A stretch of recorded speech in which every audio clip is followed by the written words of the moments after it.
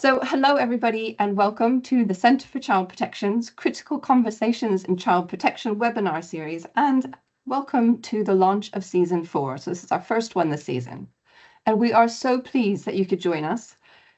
Now, as you know, this series brings together cutting-edge research, frontline practice, lived experience and theory, all with one shared aim, which is improving the way we safeguard children and young people. Our audience today is wonderfully diverse. We have social workers, police, educators, health professionals, researchers, and colleagues from the voluntary sector as well. And we are especially delighted to be joined not only by professionals from across the UK, but also by international colleagues tuning in from around the world. So wherever you are joining us from, you are very welcome today. Now, if you find today's session useful, please do share it with your colleagues. The full series runs throughout the start of the autumn, and you can catch up on all our previous sessions, as well as rewatching today's episode in due course on the Centre for Child Protection website. So now at the Centre for Child Protection, we are passionate about advancing child protection through innovation in research, teaching, and training. Our work combines award-winning public engagement, impact-driven research, creative learning tools, and passionate teaching that support professionals and organizations to respond more effectively to the complex realities of safeguarding. So let me tell you briefly about two of our key areas, our postgraduate study and continuing professional development, before we get started on the main topic. So our postgraduate program in advanced child protection includes things like our master's, our postgraduate diploma, our postgraduate certificate, standalone modules, PhDs, all delivered part-time and online, so you can study from anywhere in the world. Our postgraduate programs are designed for busy professionals who want to deepen their understanding of child protection while continuing in practice. Now, applications are open now for a January 2026 start, with a deadline for applications on the 1st of December. We also provide training and continuing professional development, or CPD, through our suites of interactive, research-informed simulations. And these tools are designed to help professionals build not only confidence and empathy, but also the knowledge, skills, and behaviors essential to effective frontline practice. Now, some of our simulations, like Robin and Molly or Crossing the Line, are used in professional development and multi-agency training, helping practitioners reflect on, for example, trauma-informed approaches and decision-making. Others, including things like Young Zach, Looking Out for Lottie, Behind Closed Doors, and May and Bay, are designed to be used for professional development, but they're also tools that can be used to directly engage children and young people, supporting their learning and having conversations with them around issues such as things like online safety, neglect, radicalization, and exploitation. Now, before we begin today's main event, just a few quick housekeeping notes. So this session is being recorded, and it will be available for a limited time afterwards. Your microphones and your cameras are switched off automatically to ensure a smooth and a GDPR-compliant experience. Please feel welcome to use the chat for your reflections, networking, discussions, and questions. It won't be recorded, the chat area, so please, again, feel free to engage openly with that. Now, our colleagues from the Centre for Child Protection are here today and will be keeping an eye on the chat throughout, gathering your questions and helping me draw out some key points for the question and answer session at the end. We may not have time to cover every question in the last sort of 10 to 15 minutes of this hour, but we will do our best to get through as many as we possibly can. And finally, we would love you to keep the conversation going on social media. So please use hashtag critical conversations and tag at UniKentCCP to share your thoughts and your takeaways afterwards, please. Now, let's move into today's session. So we are absolutely delighted to welcome Laura Hanbury, Honorary Lecturer at the Centre for Child Protection. Today's webinar takes a reflective look at how professionals interpret behaviours sometimes associated with ADHD and invites us to think differently. Drawing on her research and her clinical experience, Laura explores how some behaviours we label as difficult or disruptive may actually be adaptive responses to relational trauma.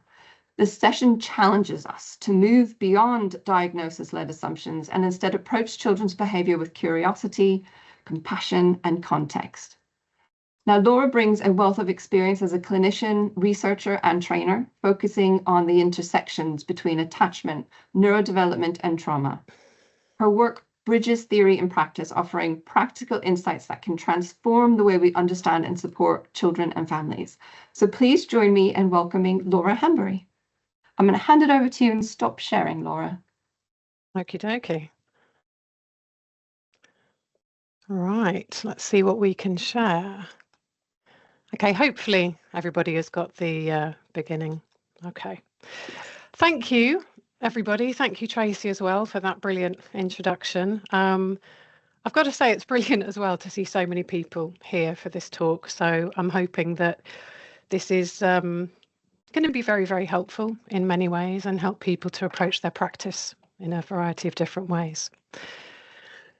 Let me just see. Okay. So because I had such a wonderful introduction from Tracy, I probably don't need to go through my previous experience and what I do at the moment. So I'm just going to go straight into the talk.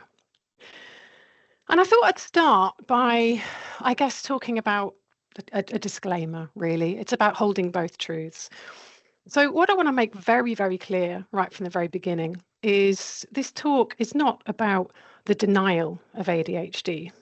Not at all, not whatsoever. Nor is it a criticism for those people that have actually found a diagnosis extremely helpful. They've found it extremely validating. Similarly, there are those that have decided to take medication. It's really, really helped them to minimize some of their symptoms. So with this in mind, what this talk is actually about is it acts as a reminder that ADHD type behaviours, or the behaviours that we regularly associate with ADHD, can actually be shaped by so many other different things. And Tracy mentioned it before.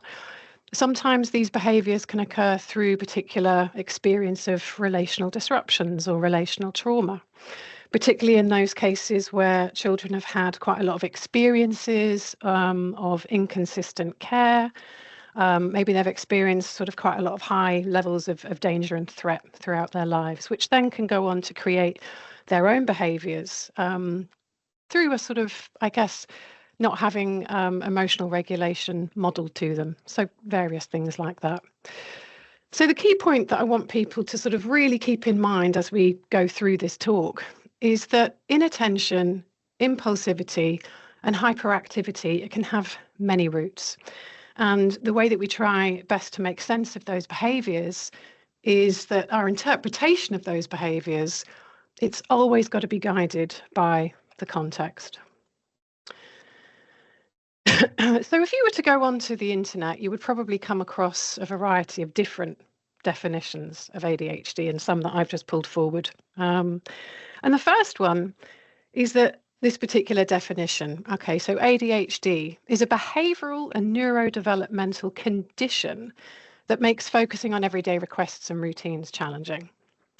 The condition is characterised by persistent patterns of inattention, hyperactivity, or impulsivity that interfere with the, I guess, the sort of daily functioning of everyday life. There's also definitions that say that children may sort of present as being fidgety, noisy, and unable to adapt to changing situations. These are sort of a variety of things that you might find. And interestingly, there isn't technically a specific definition for ADHD. The DSM and American Psychological Association really work on a criteria. So it's quite difficult to actually find a specific definition that incorporates all of that.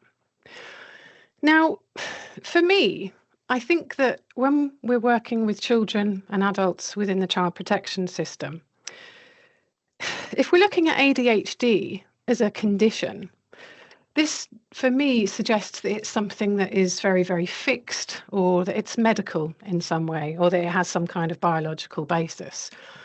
It also suggests that it would always be a consistent issue, and that there's nothing that we can actually do to minimise the symptoms or change those behaviours. Again, when we look at the word condition, I tend to sort of see it as something that perhaps is sort of located within the individual. So I guess what I'm proposing is when we're looking at behaviours, it might be more helpful if we start to shift or change our thinking around ADHD behaviours. Perhaps we could start thinking of them as a description of behaviours, because ultimately that's all it is.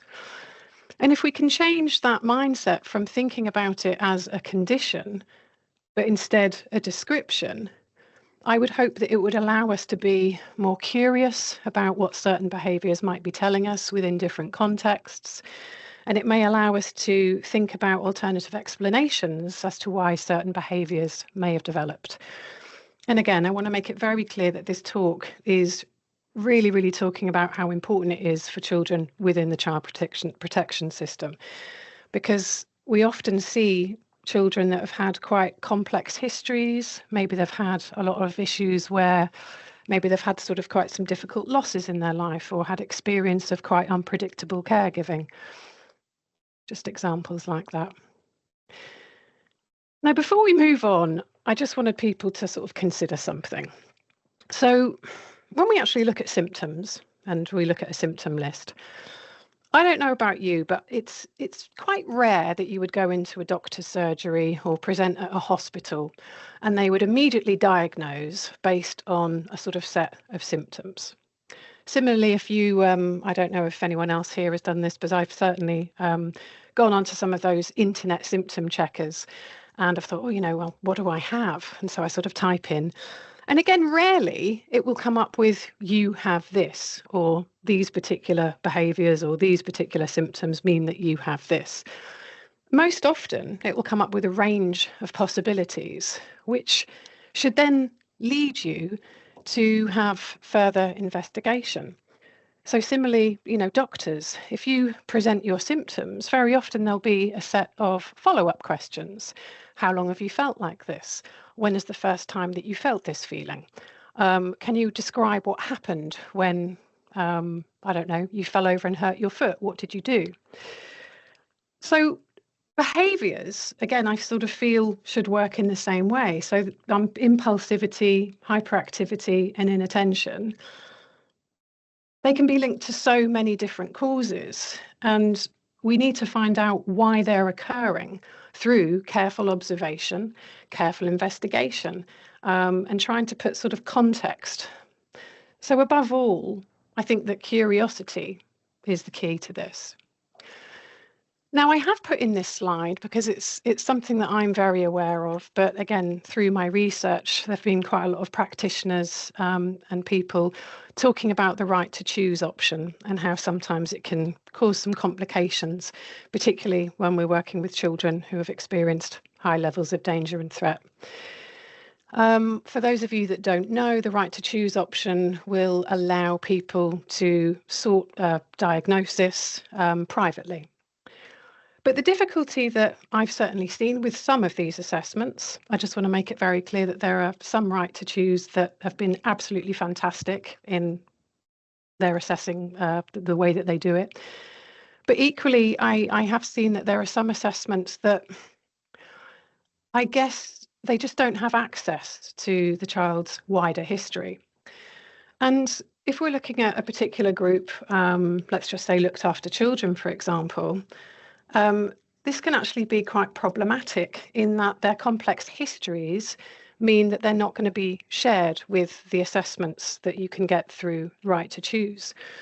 So then this then leads on to all of that sort of important contextual information becomes missed.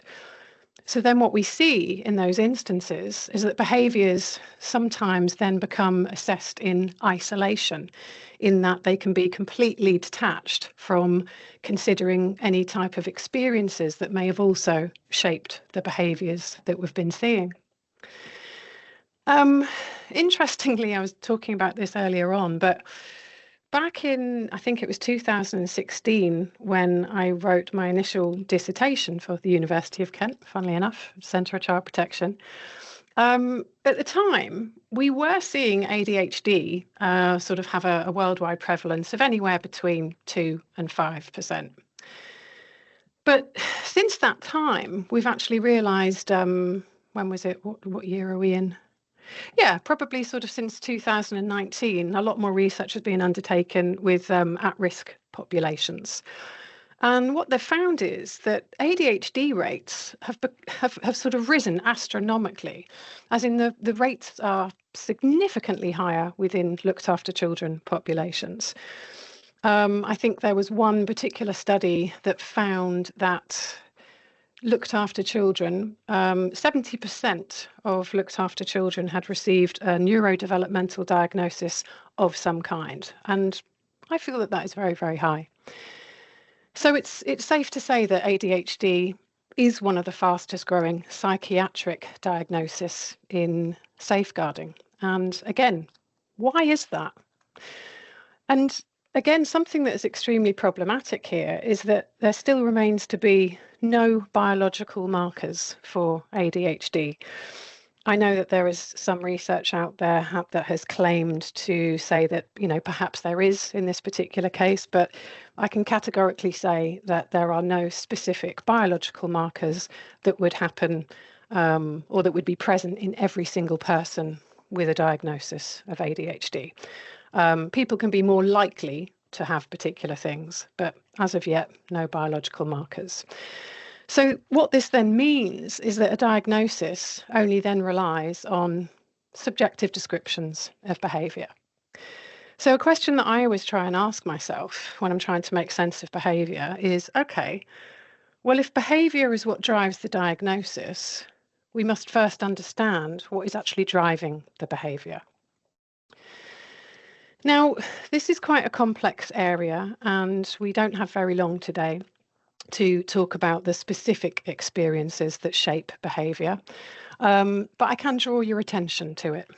And again, there's a lot of research, and again, I'm sort of happy to send some of that out at the end of the talk. But I think what research has shown is that children who have been exposed to violence within their lives have had experiences of inconsistent care, all of that kind of stuff, especially with high levels of stress as well. What we've learned is that children learn to then respond to those instances of danger and threat in particular ways that help them to be safe in the future.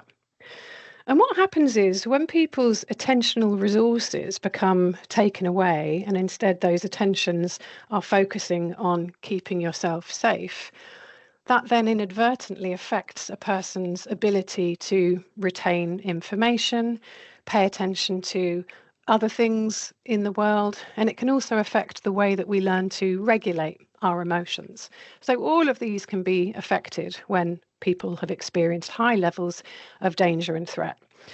Now, of course, there are people that have experienced high levels of danger and threat, but they've got through it. And this tends to occur when we've had access to a safe adult that has actually helped us to make sense of those experiences.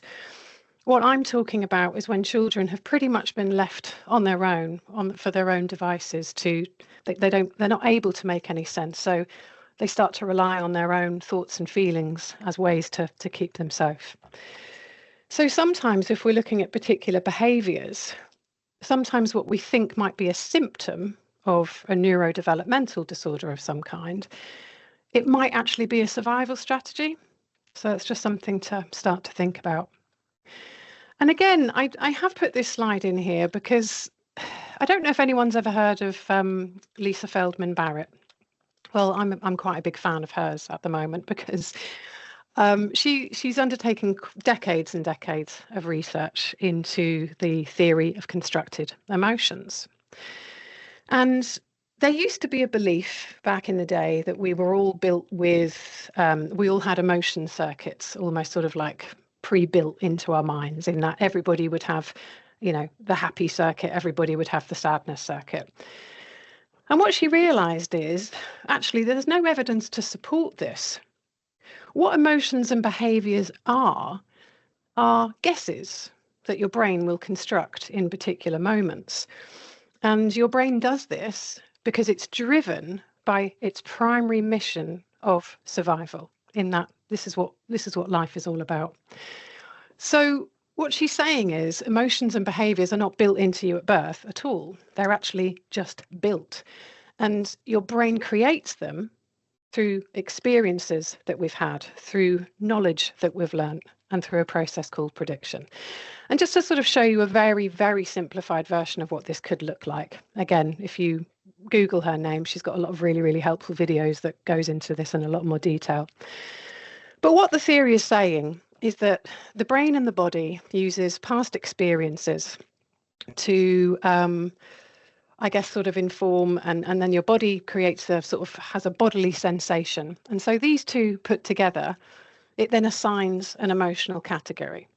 So these three together are what then creates a prediction. It creates what the brain learns to predict. What meaning am I making? And what does this mean for me? And it's that prediction that then goes on to guide people's emotional and behavioural responses. I think I just saw Lisa Feldman Barrett. I think I saw a little note pop up there from somebody that wrote a question. So what this then means is it helps us when we look at some of her work to start to consider whether certain behaviours are indeed a survival response for certain children.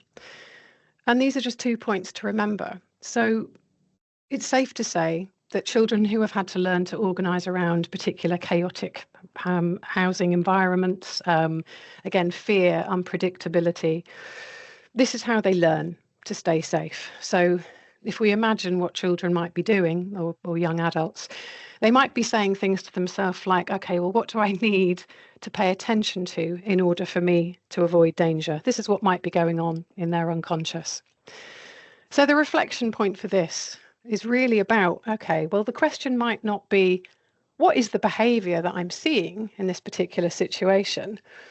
What can be more helpful is thinking, what purpose might this behaviour serve? Or how might this behaviour be functioning as a way to keep this child safe? So these are some of the common behaviours that are regularly associated with ADHD on the left. But if we are looking at things as, okay, well, we're seeing hyperactivity, but let's just imagine, okay, what might that look like if instead we're dealing with a survival response? So hyperactivity, in many cases, can actually be hypervigilance, in that what we're assuming to be a sort of hyperactive child, what's actually happening is they are staying alert. They are scanning the room for danger at all time. And they do this as a way to detect threat quickly, because this is what they have learned to do. They've had to do in order to survive. Similarly with inattention, sometimes you can see it within school environments. Young people have been reported to not be able to sort of pay attention.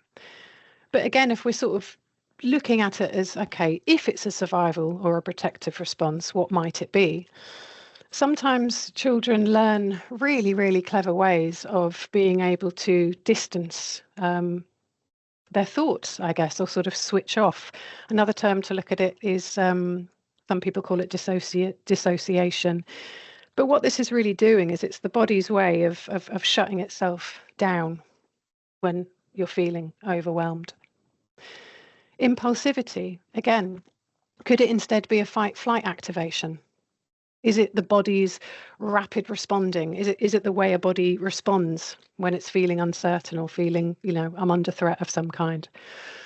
I know that you're going to get these slides, so I won't spend too much longer. But if we actually just take just a little bit more time to look at this, I think it's quite clear how things can regularly be looked at as being associated with ADHD. I mean, funnily enough, just on that note, if you were to go onto, I don't know, a Google page, for example, and you were to type in hyperactivity, inattention, and impulsivity, I could safely say that you would be faced with reams and reams and reams of page after page after page of ADHD.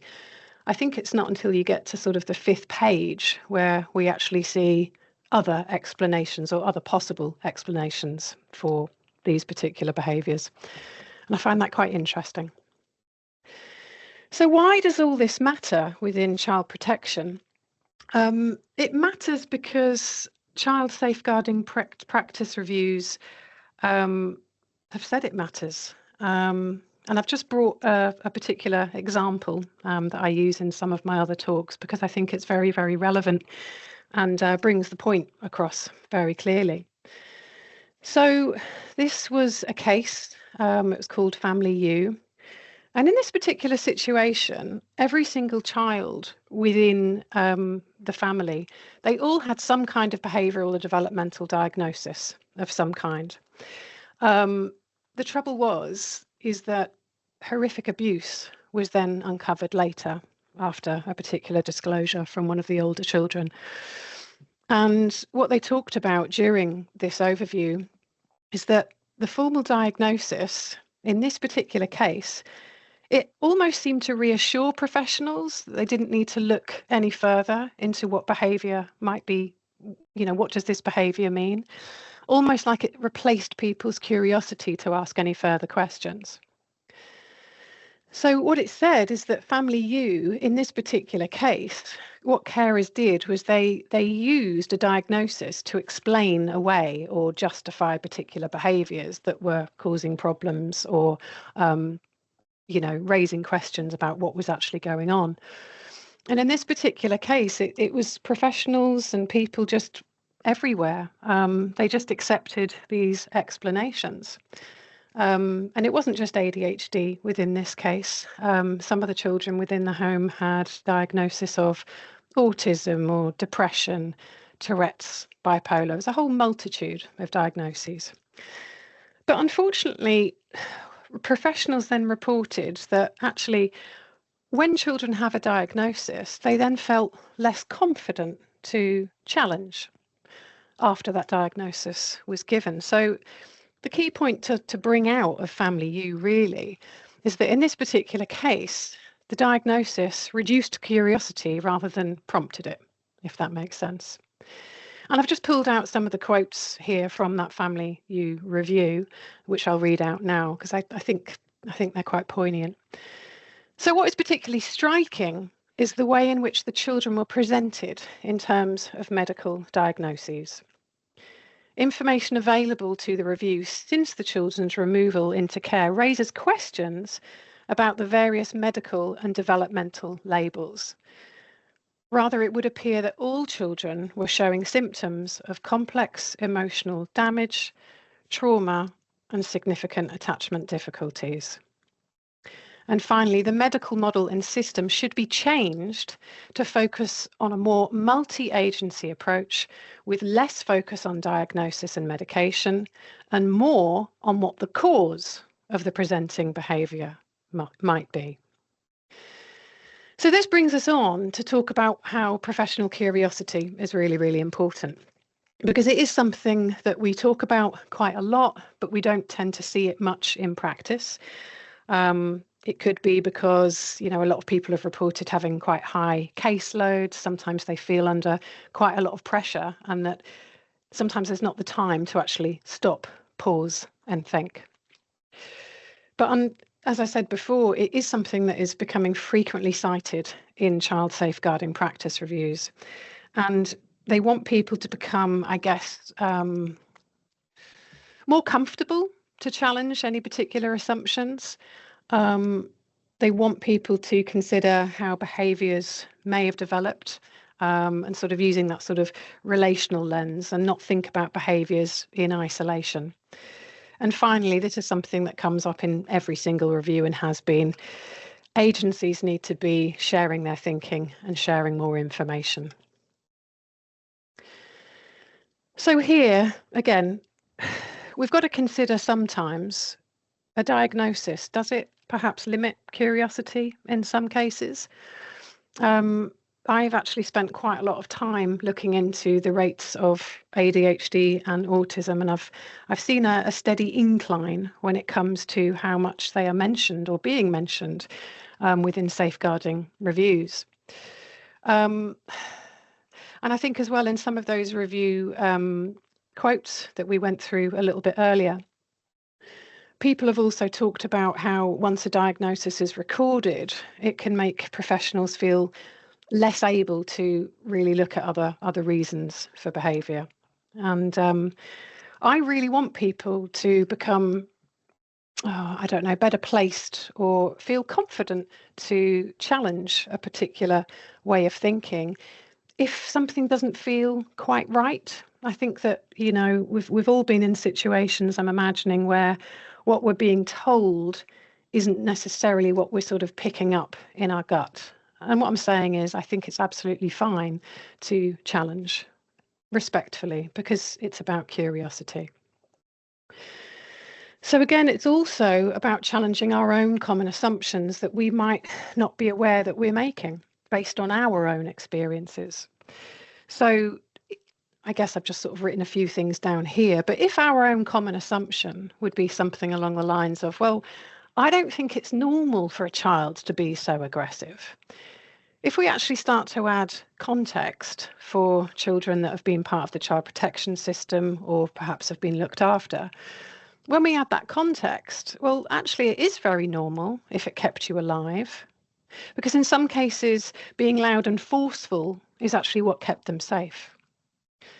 Another one here, it's not normal for a child to be so fidgety. Well, again, if we sort of add some context to it, we know that constant movement can often be a body's way of managing quite high levels of anxiety and stress. And this becomes particularly well, let's just take, for example, there may be some young people who haven't actually had language available. Maybe they haven't actually learned to communicate very well. So often when you don't possess the language skills, it will come out in other ways through anxiety or stress as an outlet, I guess. Another one here, children should understand other people's emotions by now. Again, another common assumption. We think that everybody will reach their developmental milestones. But this might not happen if emotional responsiveness was not modeled to them in a very helpful way. So it might not yet feel instinctive at that particular time. It's not normal for a child to isolate themselves and not have friendships. Well, again, isolation can be a very, very helpful survival strategy, particularly if you have unsafe relationships, or perhaps relationships felt unsafe for you in the past or unpredictable. So, really, sort of just bringing this all together, why do we need to challenge? Well, I think that if we start to accept wrong explanations about behaviours, we may then intervene in unhelpful ways that are not helpful for, positive outcomes, or it doesn't lead to very many positive outcomes. It can sometimes unintentionally reinforce a child's belief that they are the problem. And that becomes particularly problematic if something wrong was done to them and they spend the rest of their life thinking that something wrong is within them. Okay, so it's important to challenge. And I think that it also, if we don't become more curious about why children and young adults might behave in the way that they do, we can then invalidate, I guess, their previous experiences or not give them time to talk about them or process them in a particular way. So sometimes if a young person receives a diagnosis, we stop asking more questions, or we don't work with them in the right way. We don't ask them enough. Try and help them to process particular memories that they might have, for an example. So really what I'm trying to say here is that we're not challenging a diagnosis itself. That's not what we're doing. What we're trying to do is look at the behaviours and work with the behaviours in the right way. So by doing that, it hopefully will help us to ensure that it serves the child and young person and not silence their story if it needs to be told. Now, fortunately, there are some approaches that can help us as practitioners to, I guess, create an awareness of, our own past experiences, and it can help us become more curious when we're working with children and young people, as in it helps us to add context to certain presenting behaviours. I'm sure some of you are already using trauma-informed approaches. It's extremely helpful because as I said, it helps us to really sort of pay attention to how previous experiences of adversity can then go on to create particular coping strategies. Something that I use a lot in my practice, or try where possible to use, systemic principles, as in where possible try and get a very good understanding of how family members relate to each other. And this is where observation comes in. I find it quite interesting that certain assessments can be carried out online all the time, like with family assessments. I'm a big believer in that we need to go back to actually observing families in different environments as a way to sort of understand. Relational cultural theory, this was originally from Jean Baker Miller, but was made popular by Judith Jordan, actually. And that can be really helpful because it helps us to explain or look at ways people connect and disconnect from one another. And again, polyvagal theory, I'm sure some of you have heard of it. Some people have talked about parts of it being slightly controversial, but I personally find it really helpful to start some of those conversations with parents, carers, foster carers, because it helps us consider what might be going on in the body during these particular behavioural episodes, if you like. And again, I know that you'll get some of these slides, but again, just a sort of list of some useful questions to explore in practice. If we were to take a trauma-informed approach, then some of the questions might look like, okay, well, what has happened in this person's life that could help explain this behaviour? Or are there any patterns or triggers that seem to link to past behaviours? With systemic practice, as I said, we would be asking questions like, okay, so how do relationships within the family or wider network influence what might be going on now? Or who plays a key role in supporting and influencing this person's behaviour? Relational cultural theory, again, I mentioned. It's interesting to sort of try and think about, okay, well, where might disconnection be affecting this person's overall sense of safety and belonging? And what can I do? What can other people do to try and create or strengthen those opportunities to try and form those meaningful connections? Polyvagal theory. Does a person's body feel safe enough to engage and connect at this time? Or do I need to give them some time out for a bit? What have I learnt that helps them to move from a state of being in threat over to a state of calm? Again, these are just some examples of questions, and I find them really useful to actually use in reflective spaces. So I don't know if everybody here has access to things like, group supervision, things like that. When we're talking about behaviours, when we keep some of these questions in our head, it can help us to become naturally more curious about behaviours and the way family relationships work and function. And this is just another slide, which, again, you will get these, but other theories that encourage professionals to try and understand behaviour in context. So these are some of the theories that I draw upon to help make sense of what exactly is going on here. Just doing a very quick time check. Okay.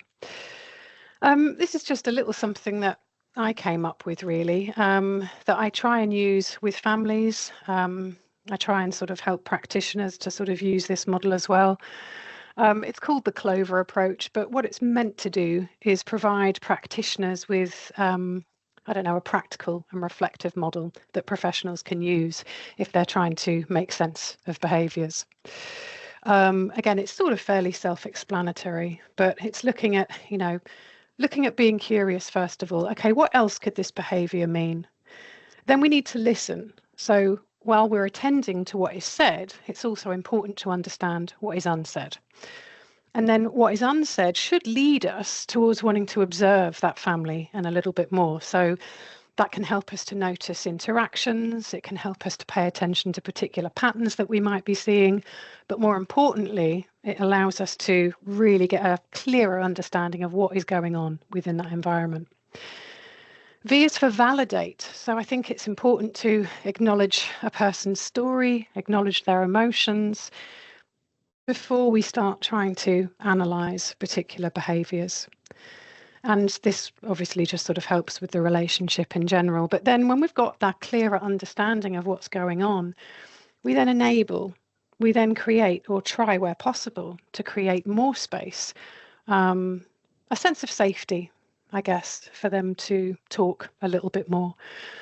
And then again, we go on to reflect. So let's just say, for example, we've completed a home visit and we're travelling back in our car or on the tube. It's a time for us to actually stop, pause, and think. And I guess sort of incorporate a bit of self-awareness. Okay, what have been my assumptions? And again, reflection can take place within group supervision or context, for example. But it's just something that you can use. So the approach, I think, is very helpful because overall its aim is to support curiosity and encourage interagency thinking. And also in my experience, it helps to prevent the diagnosis from ending an inquiry in that, okay, this young person has a diagnosis. Let's put that to the side. What else might be creating these behaviours? What else is going on? I do truly believe that curiosity should not really be an optional practice within child protection practice because it's naturally protective. So I guess my key takeaway for practitioners is the following. And again, I do want to make it very clear towards, I said it at the beginning and I want to say it towards the end. I do fully recognise that for some, a diagnosis and medication is extremely helpful and it's sort of brought them some sense of clarity about what is going on for them. And equally, through that diagnosis, they've been able to access a lot more support. Okay. And for those people, a diagnosis absolutely works. But for others, I have spent quite a lot of time working with people that have had really quite significant problems in relation to making sense of their previous experiences that have been very dangerous and threatening for them. And instead, they were given a diagnosis, and that's where it stopped. And so a lot of crucial things became missed, and it wasn't very helpful for that particular person to try and move on and make sense of their experiences. So really what this talk is about is ADHD diagnosis within safeguarding settings, and it's extremely important to always remain curious, always take time to explore the history. I really hope that everybody would feel comfortable to challenge any assumptions. And we must look beyond the labels. And I just want to finish off here with a quote from Sami Tamimi, I believe it was in 2017.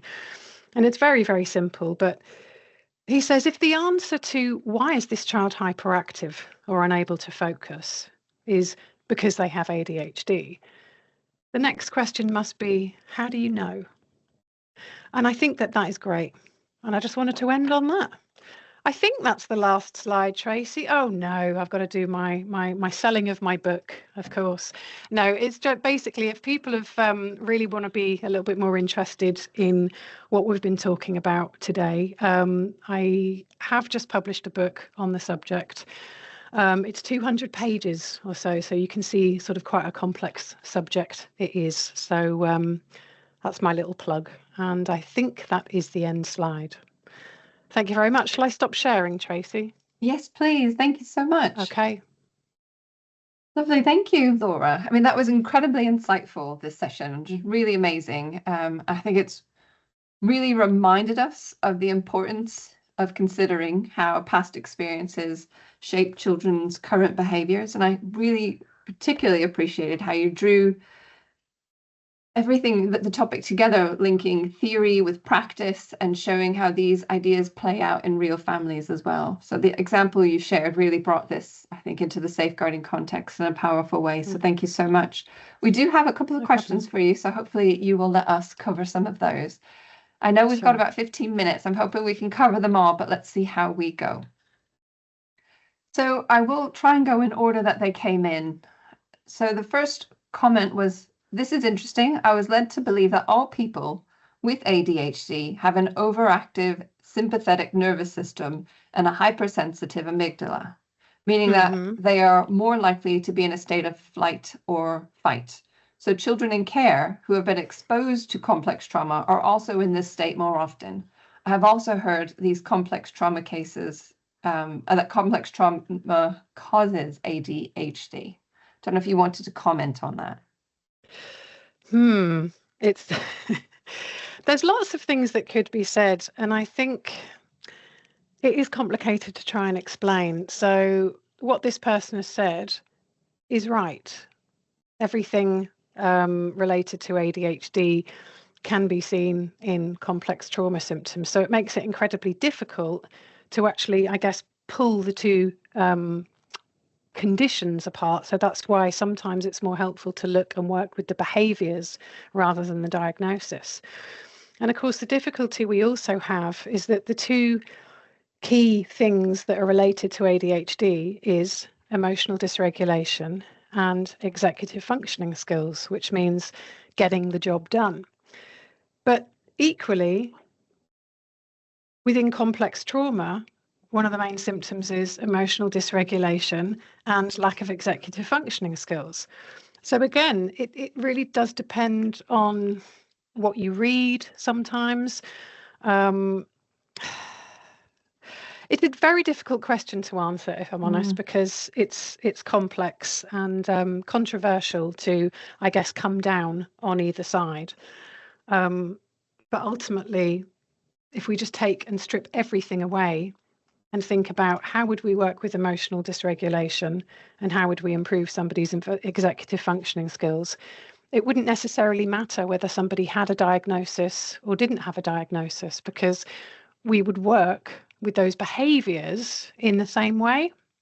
I'm not sure if that answers the question specifically, but I can certainly point people in the direction of exploring this subject a little bit further.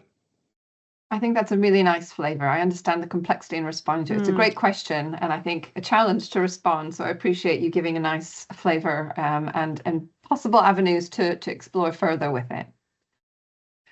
I'll move on to the next question. Somebody's asked, how, when you were talking about Family U in particular and the multiple diagnoses of the children, they asked, how about stammering when talking? I have a child that I observed that their stammer is getting worse and we're questioning possible ADHD.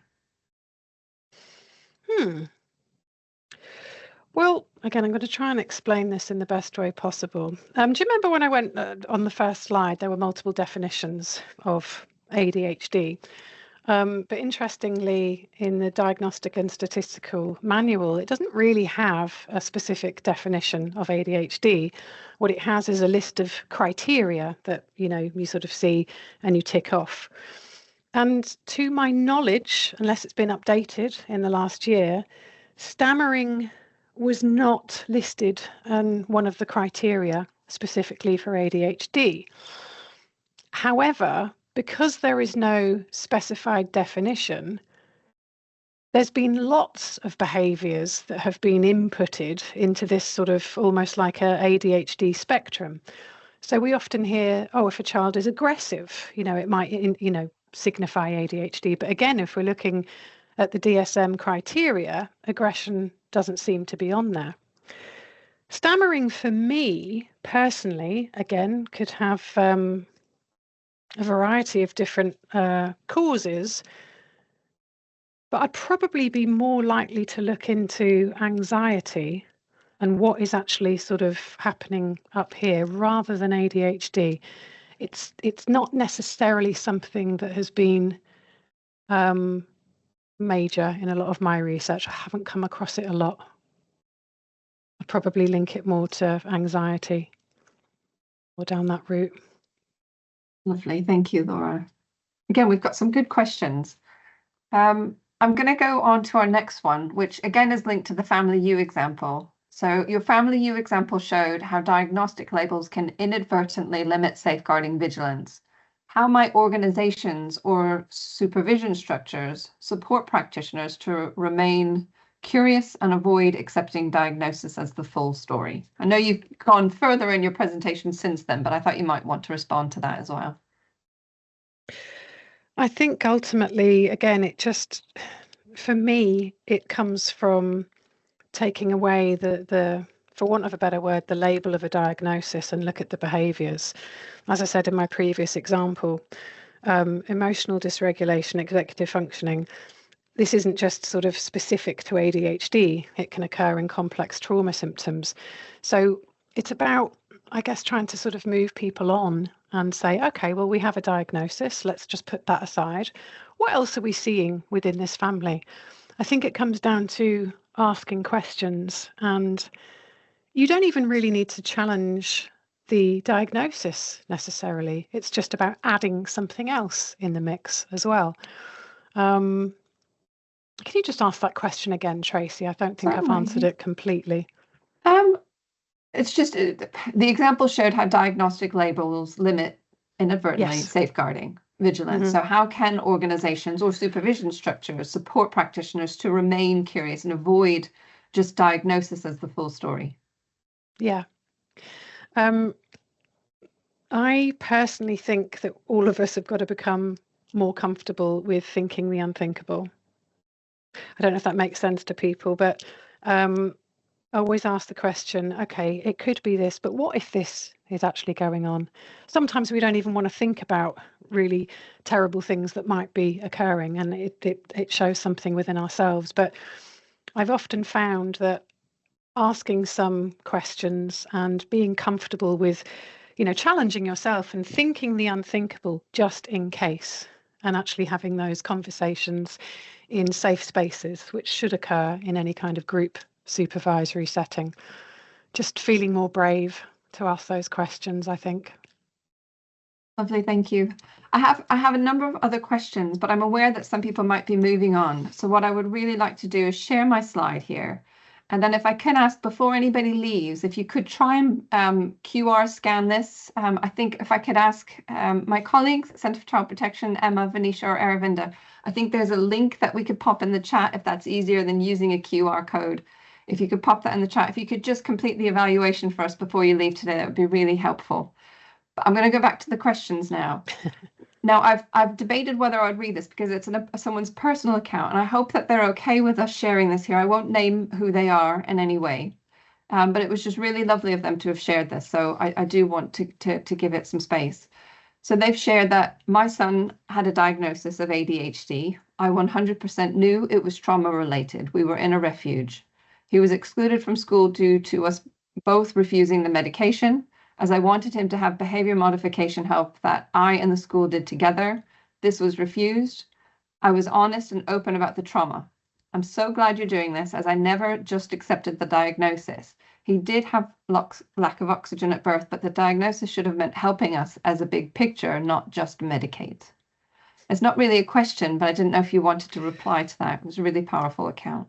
Thank you for sharing. I think it is really powerful. I've actually got tears in my eyes because it's actually quite it's very common, and I just want to say thank you very much for sharing that. Thank you, honestly. Thank you. My next two questions, there's two separate ones, but I think they kind of link together, so I'm going to ask them together. So the first one is there similar evidence around the diagnosis of learning disability or global developmental delay and decline in professional curiosity? And then the second question is, can this be true for children who have not experienced severe trauma at home, but might have experienced exclusion from learning at school due to their SEND needs, special educational needs? Sorry, the global developmental delay. What was the first one? Just learning disability. Learning disability. A diagnosis, yeah. Yeah, if I've understood the question correctly, so please, if I haven't. But yes, of course, sometimes we can, or what I've seen, again, it's not specifically my research area, but sometimes with dyslexia or global developmental delay, this can occur for many different reasons. Sometimes it could be a child maybe they've just missed out on those foundational learning milestones. So they've gone back into school and they've actually missed everything that's come before. But again, yeah, I think that it can be linked to a child's inability to pay attention to specific things within a classroom setting. It's not that they don't have the ability to learn. It's that perhaps it was the wrong environment for them to learn. Or perhaps, like I say, in some cases where violence has been present, your attentional resources become taken away and you end up focusing on the smaller things like sounds, tones of people's voices, um, people becoming too close. It can really affect the way that somebody will learn and be able to retain information. But yes, it's not just related to ADHD.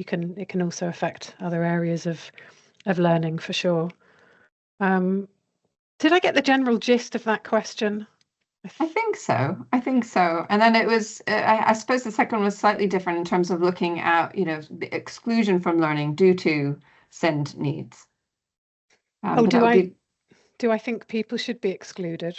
No, sorry. Can this be true? Can their behaviors maybe look like ADHD diagnosis? Is my understanding. So can this be true for children who have not experienced severe trauma at home, but might have experienced exclusion from learning at school due to their SEND needs? All in honesty, I'm not entirely sure I would be the best person to answer that question because it's not really my research area. That's fair. But I'll probably go away and try and find out now. So thank you. That's an interesting question. Yes. Yeah, it is really interesting. Yeah. Another PhD in the making, perhaps. Oh, maybe. Last couple, I know we've got a couple more minutes left. So a family where all children are in nappy, I think some of these might be more comments, and I'll leave you space to comment on them if you would like to. A family where all children are in nappies, pull-ups beyond the expected age. School have challenged this due to concerns of parental emotional need to keep their children with them. Mother has said it is a sensory need. School have accused of targeting the family. So curiosity and challenge have been stifled and services have been divided in this case. And I think even though it's not raised as that kind of question, but sort of revisiting that as a question, do you have any advice on getting people to maybe to work together, multidisciplinary settings when there are differences of opinion like this? I think primarily in my experience, focusing on working with the parent is always best. And when I say work, all I actually mean is literally having conversations and asking some of those curious questions. There are a lot of, I sort of mentioned the Clover model, sometimes incorporating that whenever you're undertaking any particular home visits, sometimes reporting what you may have observed within that family environment back to parents, and rather than taking an accusational tone, because it sometimes can feel like we're blaming parents. What we're trying to do is open up lines for communication, make a parent feel safe enough to start to share how they're really thinking and feeling, finding out more about their own experiences of being parented. So yeah, if we're worried about anxious parenting, we need to figure out, well, what might have made them anxious? Yeah. Lots of different ways of working with it. Great point, Laura. I think we probably only have time for one or two more. I think people have said thank you for the Clover approach. They like that. Thank you for sharing it. Children who have experienced trauma. Sorry, no, that's not the right question. Question, is there any research around the food and physical environment of young people, what is the emotional impact of environments, I suppose. I think linking it to food, physical environment of the young person. Is that, I don't know if that links to your research, whether you've had anything or come across anything in that sense. I think just in the general sense, really, if you've got an overactive stress response system, then anything that we eat that would give us more energy or less energy is naturally going to affect it. So it's not my area of research, but I know that there are a lot of research articles and projects out there that is specifically looking at the effect of particular food groups on a person's stress response system. But yeah, would definitely affect it.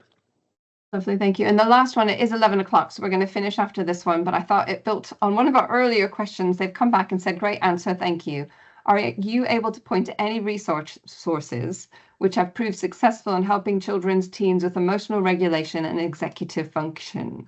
I've heard good things about DBT. DBT. I tell you what, if it's okay with you, I can add an extra slide to anything that would be sent out. Would that be helpful, Yeah. Tracy? Yes. Yeah, on any great. sort of interventions that can be helpful. So I can add that slide and then everybody would have a copy of it.